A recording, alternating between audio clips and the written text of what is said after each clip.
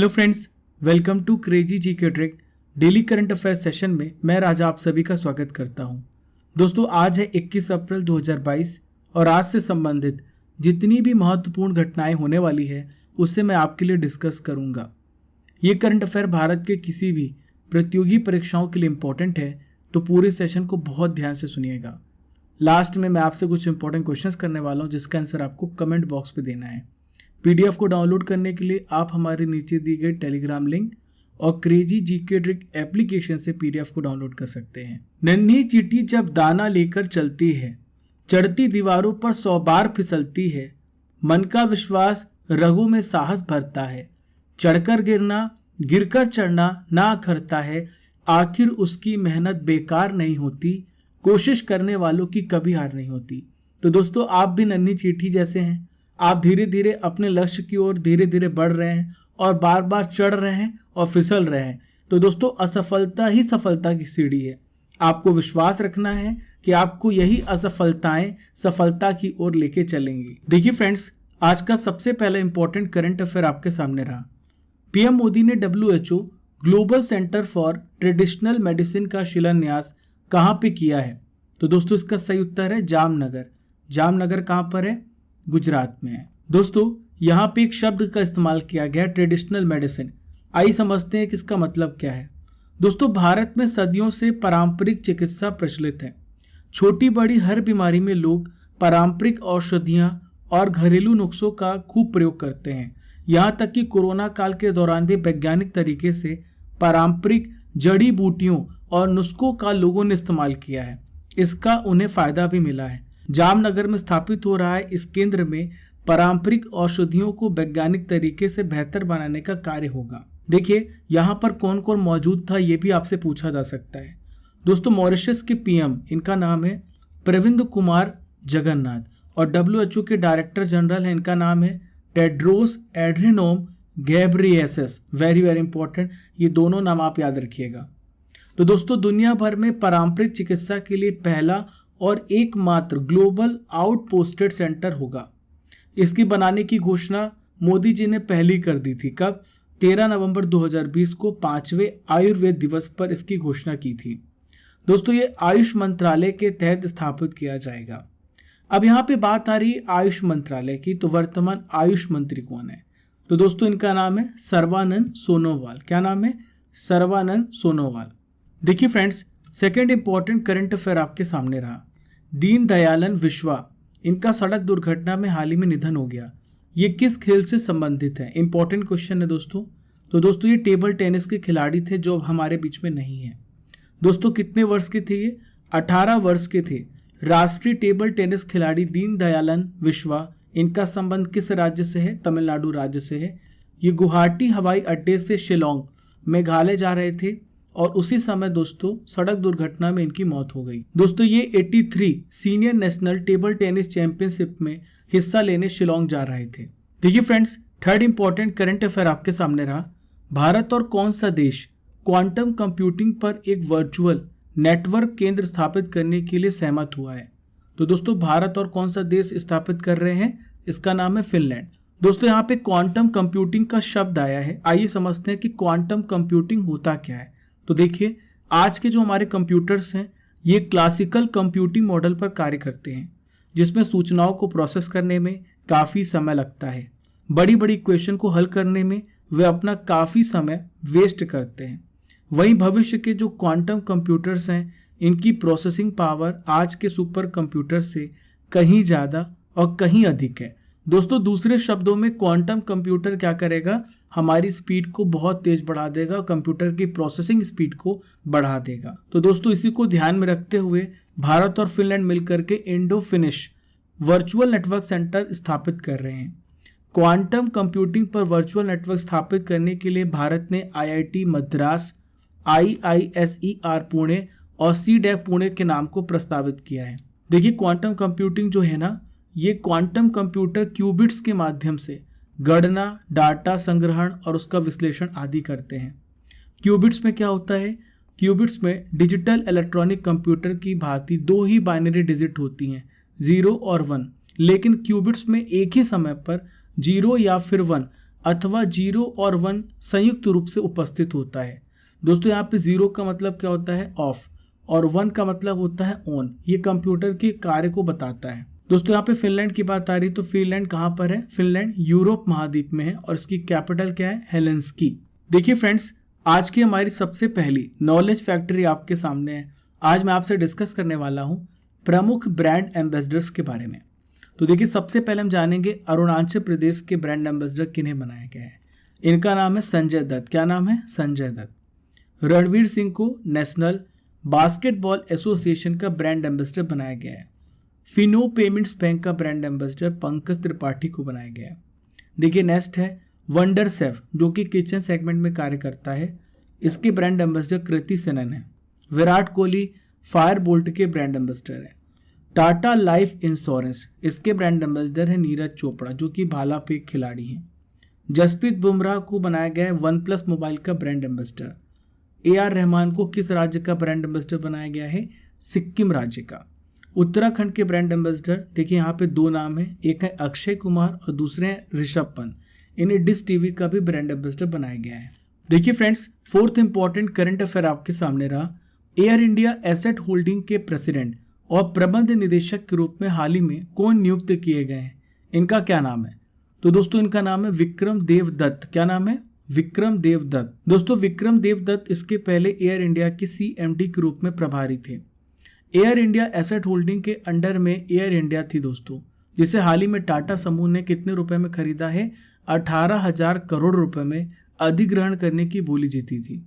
दोस्तों विक्रम देव दत्त की बात आ रही है तो ये 1993 बैच के IAS ऑफिसर है। दोस्तों यहाँ पे अपॉइंटमेंट की बात आ रही है, तो आइए जान लेते हैं हाल ही में हुई इंपॉर्टेंट अपॉइंटमेंट। सबसे पहले है कर्नाटक ब्रेन हेल्थ इनिशिएटिव के ब्रांड एम्बेसडर रॉबिन उथप्पा को बनाया गया है। भारत के अगले सेना अध्यक्ष, कल ही मैंने आपको पढ़ाया था, इनका नाम है मनोज पांडे। किस नंबर के सेना अध्यक्ष हैं? 29वें नंबर के, 29, याद रहेगा आपको। चलिए अगला है राष्ट्रीय अल्पसंख्यक आयोग के प्रेसिडेंट, इनका नाम है इकबाल सिंह लालपुरा। क्या नाम है? इकबाल सिंह लालपुरा। दोस्तों ये दूसरे कार्यकाल के लिए क्या बनाए गए हैं? राष्ट्रीय अल्पसंख्यक आयोग के प्रेसिडेंट बनाए गए हैं। देखिए फ्रेंड्स, वर्तमान में राष्ट्रीय अल्पसंख्यक आयोग के मंत्री कौन है? तो इनका नाम है मुख्तार अब्बास नकवी। देखिए अगला प्रश्न है भारत की G20 के मुख्य समन्वयक कोऑर्डिनेटर बनाए गए हैं हर्षवर्धन श्रृंगला। क्या नाम है इनका? हर्षवर्धन श्रृंगला। अगला है फ्रेंड्स UPSC के हाल ही में नए प्रेसिडेंट बनाए गए हैं, इनका नाम है मनोज सोनी। दोस्तों UPSC का गठन किस आर्टिकल में है? 315 में, जो कि हमारे संविधान में लिखा हुआ है। भारत के विदेश सचिव बनाए गए हैं तो इनका नाम है विनय मोहन क्वात्रा। ये किनका स्थान लेंगे? हर्षवर्धन श्रृंगला का स्थान लेंगे। देखिए friends, fifth important current affair आपके सामने रहा। 48th La Roda international open शतरंज टूर्नामेंट का खिताब हाल ही में किसने जीत लिया है? Who won the 48th La Roda international open chess tournament title? तो दोस्तों ये टाइटल जीता है डी गुकेश ने। किसने जीता है? डी गुकेश ने। इन्होंने किसको हराया है? तो फाइनल राउंड में इन्होंने इजराइल के विक्टर मिखालेवस्की को हरा दिया है। दोस्तों तीसरे स्थान पर कौन थे? भारतीय ग्रैंड मास्टर रमेश बाबू प्रज्ञान आनंद। और चौथे स्थान पे भारत का स्थान है, इनका नाम है रौनक साथवानी। दोस्तों 48वां ला रोडा इंटरनेशनल ओपन शतरंज टूर्नामेंट कहाँ पे आयोजित किया गया है? स्पेन में। कहाँ पर? स्पेन में। स्पेन में कहाँ पर? कैस्टिले ला मांचा में। दोस्तों यहाँ पे चेस की बात आ रही है तो मैं आपको फीडे के बारे में बताने वाला हूँ। फीडे यानी इंटरनेशनल चेस फेडरेशन के बारे में। ध्यान से सुनिए, एग्जाम में क्वेश्चन पूछे जाते हैं। तो दोस्तों शतरंज को, चेस को रेगुलेट करने वाली सबसे बड़ी ऑर्गेनाइजेशन फीडे है। इसकी स्थापना कब हुई? 20 जुलाई 1924 को।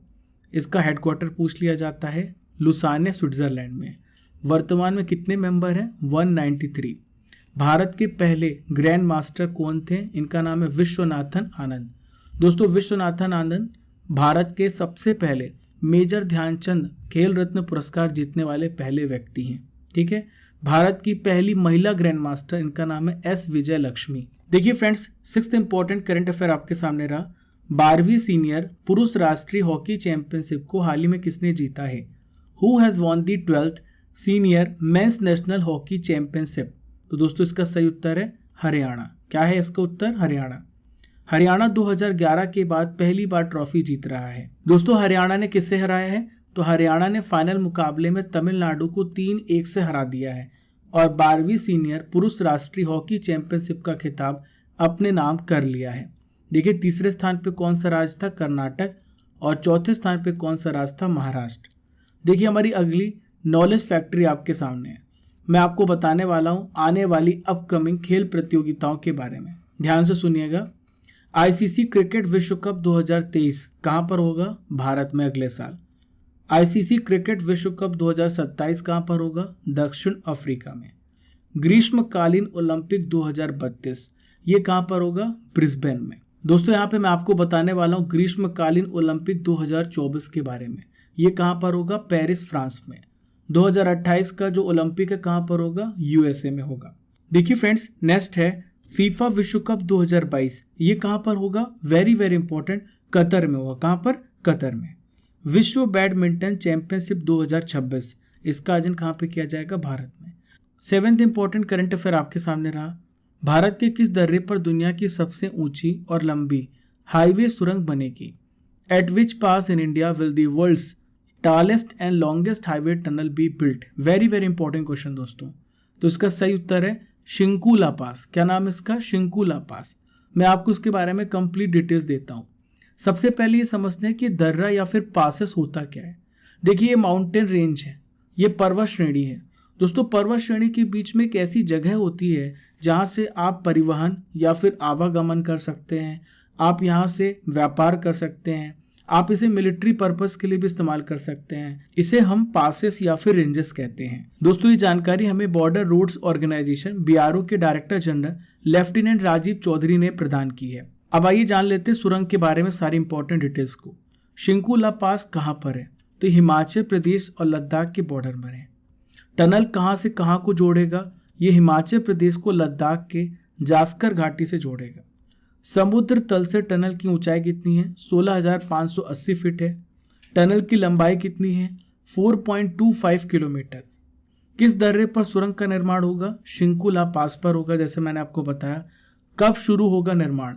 जुलाई 2022 तक। दोस्तों इसका कंस्ट्रक्शन कब तक रेडी हो जाएगा? 2025 तक।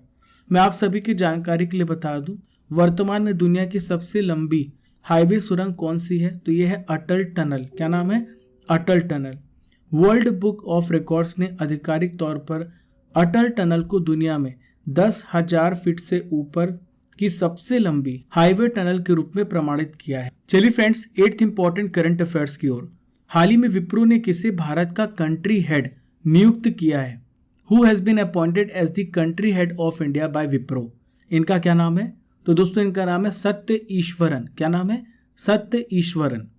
दोस्तों आईटी प्रमुख विप्रो ने भारत के लिए कंट्री हेड किसे बनाया है? सत्य ईश्वरन को। ये क्या करेंगे?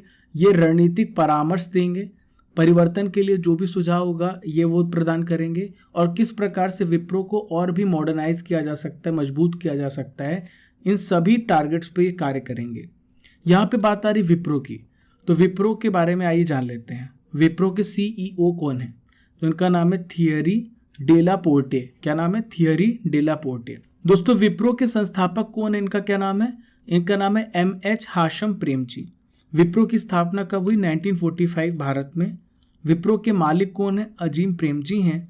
विप्रो का मुख्यालय कहाँ पर है? बेंगलुरु में है। देखिए फ्रेंड्स हमारी नॉलेज फैक्ट्री आपके सामने है। मैं आपको बताने वाला हूँ विज्ञान सीरीज के बारे में, यानी विज्ञान के महत्वपूर्ण प्रश्नों को मैं आपसे डिस्कस करूंगा।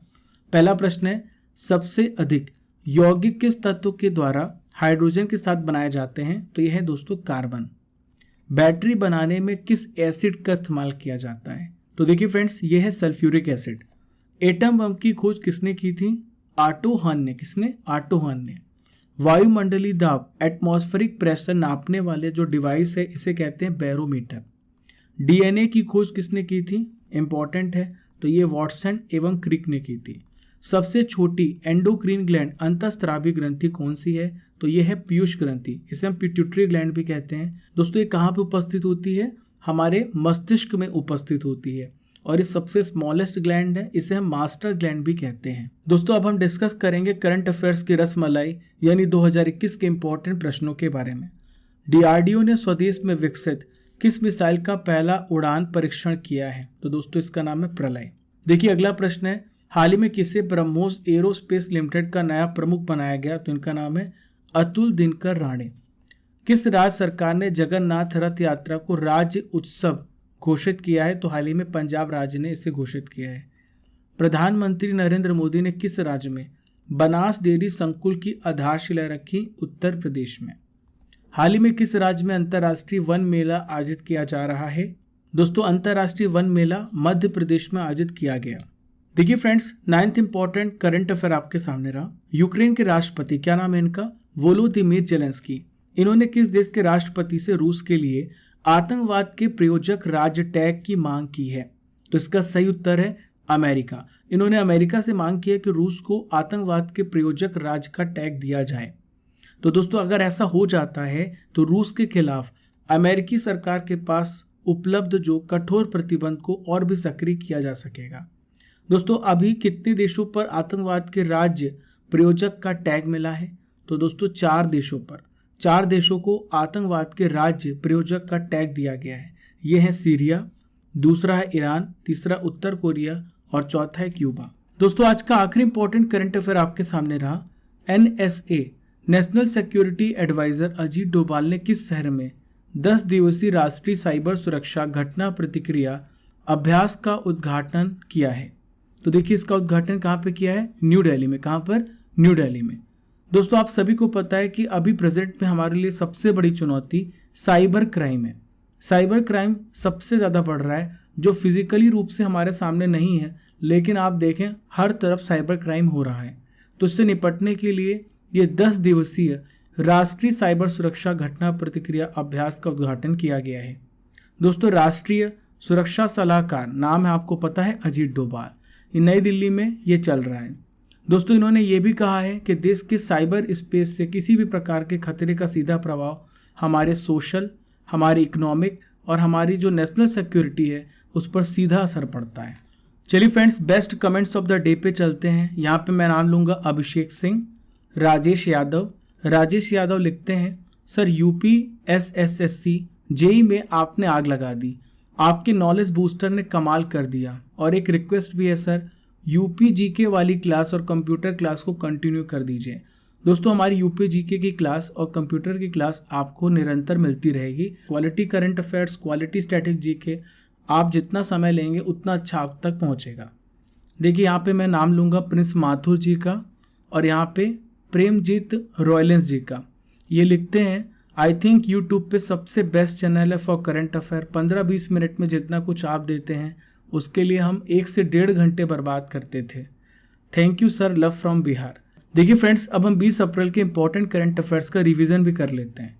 पहला प्रश्न है, भारत के 29वें आर्मी चीफ कौन बने हैं? तो इनका नाम है मनोज पांडे। मैंने आपको कल पढ़ाया था। विश्व धरोहर दिवस कब मनाया गया? Very very important question. हर साल 18 अप्रैल को मनाया जाता है। कॉमनवेल्थ गेम्स 2026 से किस खेल को हाल ही में हटा दिया गया है? तो इसमें कुश्ती हटा दी गई, निशानेबाजी और तीरंदाजी। प्रफुल्ल कर का हाल ही में निधन हो गया, वे किस भाषा के गायक थे? तो दोस्तों ये उड़िया भाषा के गायक थे। केंद्र सरकार ने भारतीय परमाणु ऊर्जा आयोग के अध्यक्ष कमलेश नीलकंठ व्यास का कार्यकाल कितने अवधि के लिए बढ़ाया है? दोस्तों 1 साल के लिए। नेक्स्ट रिवीजन क्वेश्चन ये रहा, दृष्टिहीन लोगों के लिए देश का पहला रेडियो चैनल अक्ष किस शहर में लॉन्च किया गया? इसकी लॉन्चिंग नागपुर में की गई। विश्व लीवर दिवस कब मनाया गया? हर साल 19 अप्रैल को मनाया जाता है। दानिश ओपन स्विमिंग मीट में साजन प्रकाश ने कौन सा मेडल जीता? तो दोस्तों इसका सही उत्तर है गोल्ड। प्रधानमंत्री नरेंद्र मोदी ने बनास डेयरी संकुल में बायोगैस प्लांट का लोकार्पण किया। यह किस राज्य में स्थित है? दोस्तों इसकी लोकेशन गुजरात में है। देखिए 10th इंपॉर्टेंट रिवीजन क्वेश्चन ये रहा, 21 से 22 अप्रैल 2022 तक बोरिस जॉनसन भारत की यात्रा पर आ रहे हैं। वे किस देश के प्रधानमंत्री हैं? तो दोस्तों ये कहाँ के प्रधानमंत्री हैं? यूनाइटेड किंगडम यूके के। देखिए फ्रेंड्स, अब मैं आपसे क्वेश्चन करने वाला हूँ जिसका आंसर आपको कमेंट बॉक्स पे देना है। तो क्वेश्चन ये रहा, यूपीएससी के हाल ही में नए अध्यक्ष बनाए गए, इनका नाम क्या है? आपको इसका आंसर कमेंट बॉक्स पे देना है। चलिए फ्रेंड्स, मैं आपको कुछ इंपॉर्टेंट इन्फॉर्मेशन भी दे देता हूँ। यदि आप हर महीने की मंथली करंट अफेयर्स की ई बुक प्राप्त करना चाहते हैं तो आप हमारे क्रेजी जीके ट्रिक एप्लीकेशन को डाउनलोड करके इसका लाभ उठा सकते हैं। जिसका लिंक आपको नीचे डिस्क्रिप्शन बॉक्स में दिया गया है। इसके अलावा बहुत सारे अमेजिंग कोर्सेस हैं क्रेजी जीके ट्रिक एप्लीकेशन में। Advance maths, MPGK, computer course, English course, reasoning course और हिंदी कोर्स भी।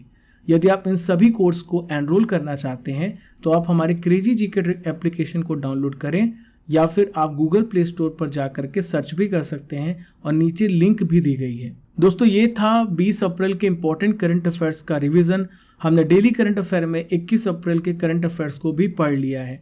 आशा करता हूं कि आपको ये करंट अफेयर पसंद आ रहा होगा। तो दोस्तों आप इसे शेयर करना बिल्कुल भी ना भूलिएगा। पहली बार हमारे चैनल पर आ रहे हैं तो सब्सक्राइब कर लें और बेल आइकन बटन दबा लें ताकि आपको हर नोटिफिकेशन सबसे पहले आप तक पहुंचे। Keep liking, keep sharing your channel crazy GK trick. Thank you friends.